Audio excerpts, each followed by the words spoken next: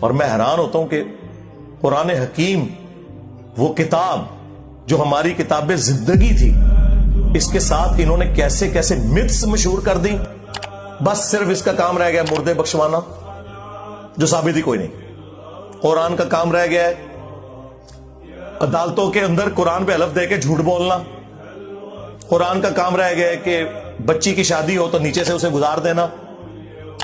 قرآن کس لیے نازل ہوا تھا یار؟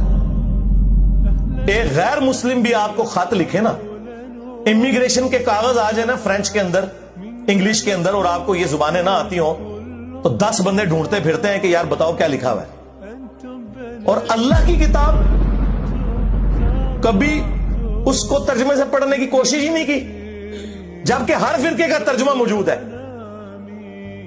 اور ہم نے قرآن کو سمجھنے کے لیے آسان کر دیا ہے، تو کوئی ہے کہ سوچے سمجھے؟